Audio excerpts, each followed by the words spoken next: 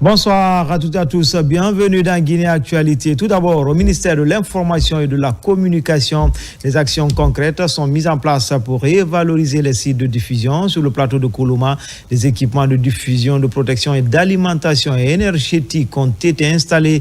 Le ministre Fana Souma met ainsi en œuvre un maillon important de sa feuille de mission dans le but de faciliter l'accès régulier des images et sons de la RTG. On fait le point tout de suite avec Thierno Ousmane Diallo.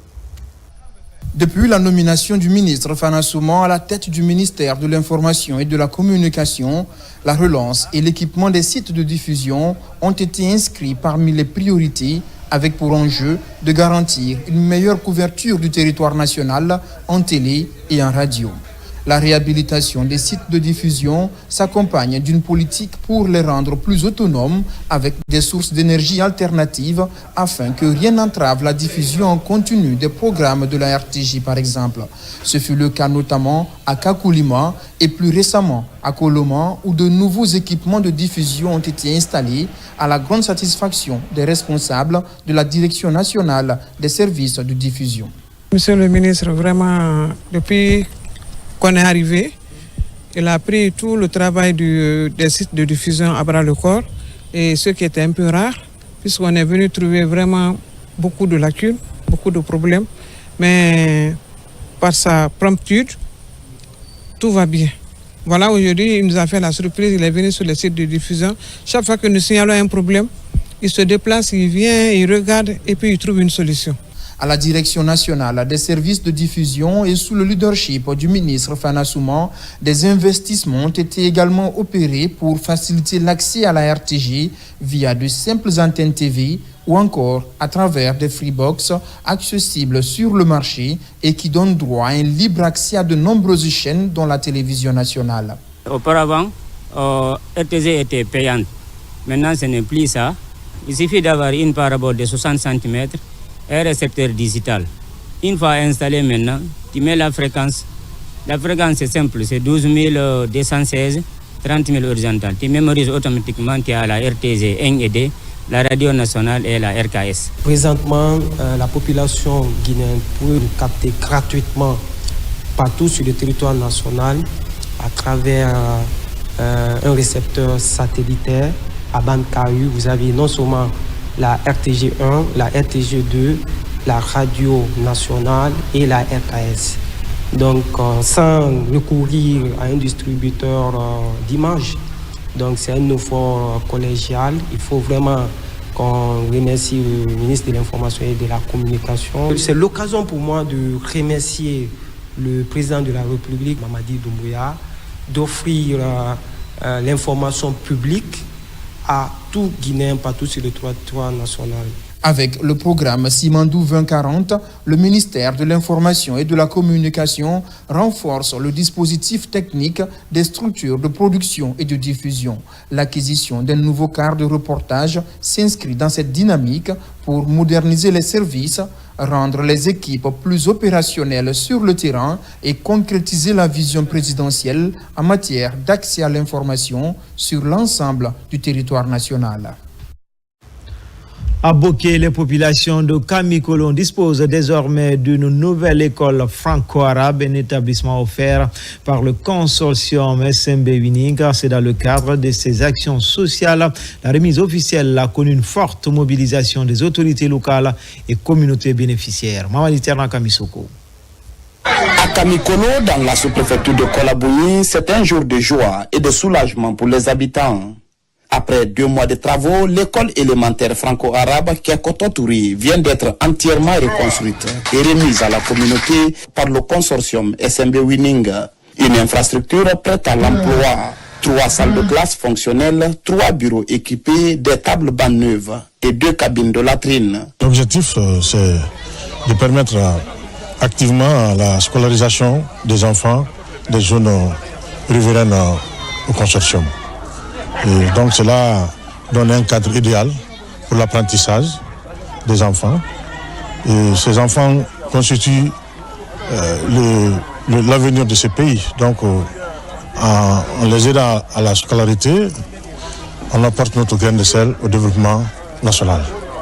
大家好，今天 C'est avec une grande joie que nous nous réunissons aujourd'hui pour assister à la remise officielle de l'école primaire franco-arabe de Gomigolo.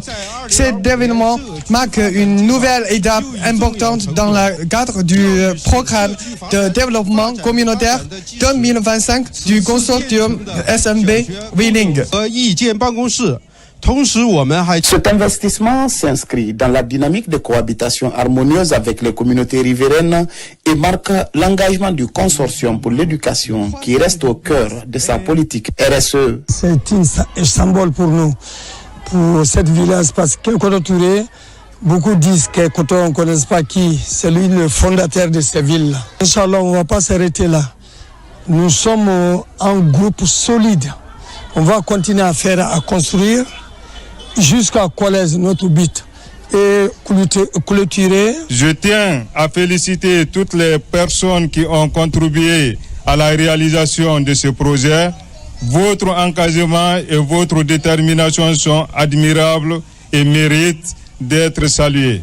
C'est grâce à vous que nous pouvons ouvrir à nos enfants des infrastructures modernes et des enseignants et dévolus qui seront les accompagner pour le chemin de la connaissance. En attendant les premiers cours, les habitants de Kamikolo saluent un geste qu'ils qualifient de libérateur. Une nouvelle école, une nouvelle chance pour les enfants et l'espoir d'un avenir meilleur qui prend forme. Au Cambien, Zérécouré, des œuvres de charité sont faites par la Fondation My Vision Guinée Forestière. C'est à l'occasion de la célébration de l'élévation à la dignité du grade de général du commandant de la 4e région militaire du pays. Des kits scolaires et autres vivres ont été remis aux orphelins et personnes vulnérables de la région. Lancé Kamisoko, Mohamed Lamine Diallo. Des fournitures scolaires et des vivres pour des orphelins, des réfugiés et autres couches démunies de la région, c'est l'œuvre de la Fondation My Vision Guinée Forestière. C'est à l'occasion de la célébration de l'élévation à la dignité du grade de général du commandant de la 4e région militaire. Je suis orphelin de père et de mère à bas âge. Si j'ai eu l'opportunité de me retrouver aux États-Unis par la grâce de Dieu et que j'ai pu étudier, faire des grandes études, pourquoi ne pas revenir dans mon pays et servir mon pays, surtout la couche vulnérable. Et surtout, ce qui me touche beaucoup au cœur, c'est les orphelins. Parce que je dis qu'il les faut de l'espoir pour réussir. Et nous, en tant qu'ONG, notre objectif, c'est de donner de l'espoir à la couche vulnérable pour qu'ils sachent qu'ils peuvent réussir, même avec leur handicap. Cet acte de bienfaisance est d'une portée socialement symbolique pour les bénéficiaires. Je voudrais tout d'abord remercier les donateurs. Je le sais déjà, Monsieur Johnson, nous ne sommes pas surpris. Vous avez tout moment, tout le temps apporté de l'aide, non seulement à cette population-là, mais également aux forces de défense et de sécurité dont vous êtes président du club militaire.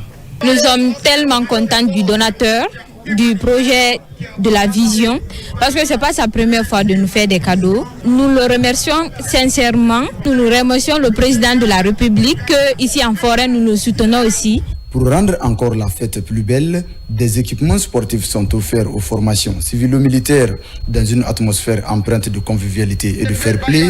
Un match de gala a opposé l'équipe militaire à celle des civils. Il s'est soldé sur le score de 2-1 en faveur de l'équipe militaire. À Dalaba, après l'annonce officielle de la candidature du chef de l'État, des dizaines de sympathisants se sont mobilisés pour réaffirmer leur soutien aux actions du président Mamadi Doumbouya, initiative spontanée portée par plusieurs associations de femmes et de jeunes de Dalaba à quelques jours du début de la campagne présidentielle. Marwan Kamara, son enseignant. Pour la poursuite des actions d'amélioration des services sociaux de base dans l'arrière-pays, avec enthousiasme, les associations des femmes et des jeunes de Dalaba renouvellent leur engagement à soutenir le chef de l'État. Ce n'est pas un président simplement que nous voulons. Nous voulons quelqu'un qui développe le pays, qui a une vision. On a trouvé ça, Mamadi Doumbouya. C'est pour cela qu'on le soutient à 100%. Je ne peux que remercier la population de Dalaba et leur demander de continuer sur ce lancer, accompagner M. le Président de la République jusqu'au 28 décembre 2025. Au cœur de cette démonstration de ferveur populaire, les fils du terroir venus prêter main forte aux femmes de Dalaba. Que toute l'association des femmes de Dalaba, la section Fouta Fotifi Mamadi Doumbouya, vont montrer à toute la Guinée qu'elles sont avec le président Mamadi Doumbouya pour la campagne et elles sont avec lui pour le pouvoir futur. Nous sommes en ordre de bataille depuis le référendum jusqu'à la victoire, la consécration de cette victoire de Monsieur le Président de la République, Mamadi Doumbouya. Après une marche de rassemblement réussie, les carnavaliers se sont retrouvés au stade préfectoral de Dalaba pour un match de football. Il a opposé l'équipe féminine des femmes agricultrices en vert à celle des commerçantes. Une confrontation qui s'est soldée par un score final d'1-0 en faveur des femmes agricultrices. Toujours en province, à Kamsar, la jeunesse et les femmes de la cité plus que jamais déterminées à accompagner le président Mamadi Doumbouya. Cette conviction est traduite au sein des mouvements des hommes engagés pour la paix, l'unité nationale et la solidarité, d'où l'organisation d'une mobilisation citoyenne chapeautée par une conseillère du CNT. Les détails avec Younoussa Tawel Kamara, Bintou Touré, Mohamed Mara. La sous-préfecture de Kamsar a bénéficié de plusieurs infrastructures de développement depuis l'avènement du CNRD, entre autres des écoles et des routes. En guise de reconnaissance, les jeunes et les femmes de cette commune rurale de Boké, réunis au sein du mouvement des jeunes engagés pour la paix, l'unité et la solidarité, se sont mobilisés pour manifester leur soutien au président Mamadi Doumbouya. Cette rencontre nous offre l'occasion de rappeler les grandes orientations portées par son Excellence Mamadi Doumbouya dans le cadre de la vision nationale associée au programme Simandou 2040. Ce programme stratégique vise à structurer durablement le secteur minier, à renforcer les infrastructures ferroviaires et portières, qui s'inscrit dans un élan de transformation progressive à long terme et d'amélioration des conditions économiques et sociales. Comme ça, tout entier réuni autour des hommes engagés pour la paix, l'unité et la solidarité en Guinée, se dresse comme un symbole vivant de l'attachement de notre communauté aux idéaux de cohésion nationale, de développement durable et de convivialité entre les fils et filles de la Guinée. Cette mobilisation a été rehaussée de la présence de plusieurs autorités communales et nationales. Mamadi Doumbouya, il a entrepris des gigantesques projets. La preuve illustrante, c'est le projet du siècle Simandou 2040. Ça a rassuré les Guinéens. Et ça nous prouve à suffisance qu'il est là pour tous les citoyens de la Guinée. Monsieur le Président Mamadi Doumbouya, sous sa direction, la Guinée s'est relevée, fière et respectée aujourd'hui. Notre pays avance le chemin du progrès, de la paix et de la souveraineté nationale. Nous, les femmes de la région de Boké, sommes engagées pour l'unité et la solidarité. Nous sommes debout pour accompagner cette vision. Monsieur le Président, Kamsar place sa confiance en vous. À travers cette initiative, les membres de ce mouvement prouvent une fois de plus leur totale adhésion aux idéaux du CNRD. Enfin, des infrastructures sociales de base vont bientôt sortir de terre dans les secteurs 4 et 5 du quartier Kenende, commune urbaine de Dubrika. Le processus est initié par la délégation spéciale dont le président vient de procéder à la pose de la première pierre des futurs édifices. Nabi Kamara. Ils sont venus des 180 villages répartis dans les 6 sous-préfectures de Oulada. À l'invitation de leurs fils regroupés dans l'association des jeunes ressortissants et amis pour le développement de Oulada, ce beau monde a pris part à la cérémonie de lecture et de prière pour le renforcement de la fraternité et la cohésion sociale dans leur localité.